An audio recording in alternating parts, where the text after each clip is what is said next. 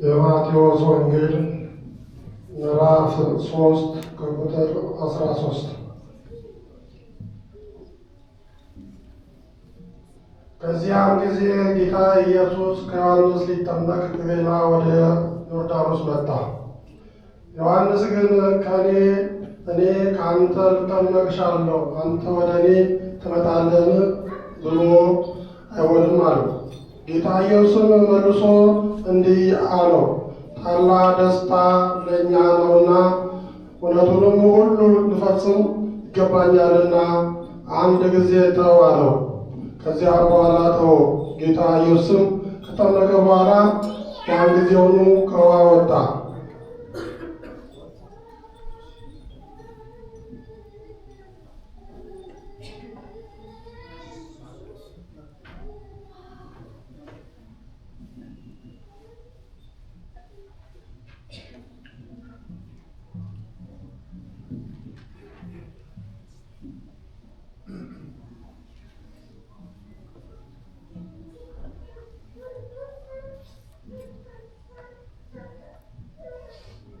የማርቆስ ወንጌል ምዕራፍ 1 ከቁጥር 9።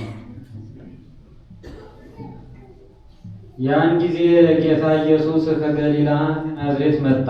ዮሐንስም በዮርዳኖስ ወንዝ አጠምቀው።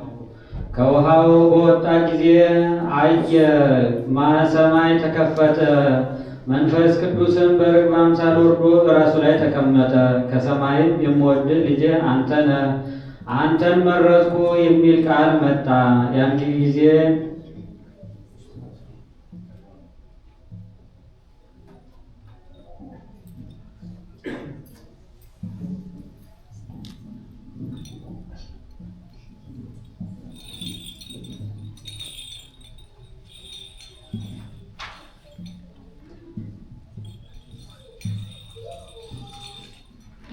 የሉቃስ ወንጌል ምዕራፍ 3 ቁጥር 21።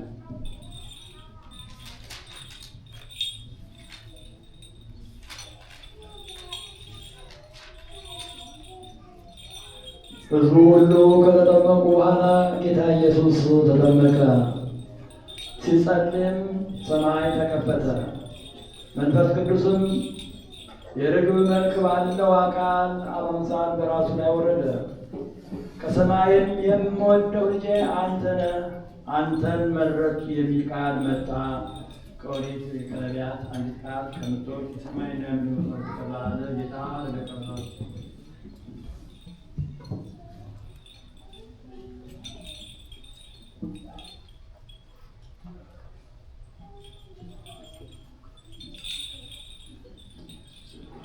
የዮሐንስ ወንጌል ምዕራፍ 1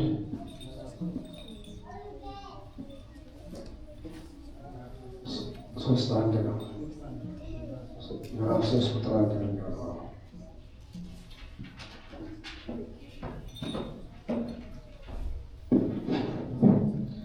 የዮሐንስ ወንጌል ምዕራፍ 3 ከቁጥር 1። ከፈሪሳውያን ወገን ኒቆዲሞስ የተባለ የአይሁድ አለቃ አንድ ሰው ነበረ።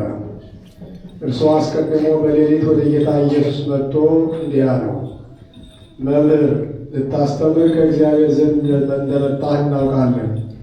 እግዚአብሔር ከእርሱ ጋር ከሆነ በቀር አንተ የምታደርገውን ታምራት ሊያደርግ የሚችል የለምና አለው። ጌታ ኢየሱስም መልሶ እውነት እውነት እልሃለሁ ዳግመኛ ያልተወለደ የእግዚአብሔር መንግሥት ለማየት አይችልም አለው። ኒቆዲሞስም ሰው ከሸመገለ በኋላ ዳግመኛ መወለድ እንደምን ይችላል? ዳግመኛ ይወለድ ዘንድ ወደ እናቱ ማኅፀን ተመልሶ መግባት ይችላልን? አለው።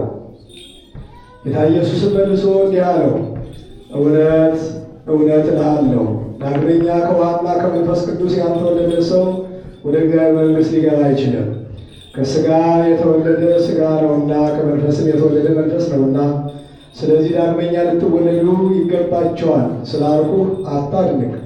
ነፋስ ወደሚወልደው ይነፍሳልና ድምፁን ትሰማለህ እንጂ ከየት እንደመጣ ወዴትም እንደሚሄድ አታውቅም። ከመንፈስ ቅዱስም የሚወለድ ሁሉ እንዲሁ ነው። በወልድ የሚያምን የዘላለም ሕይወት አለው አለ ጌታ።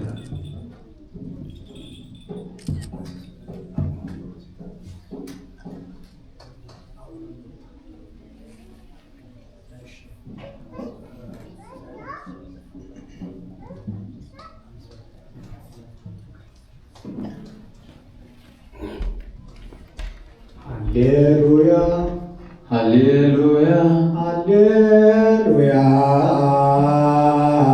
ሃሌሉያ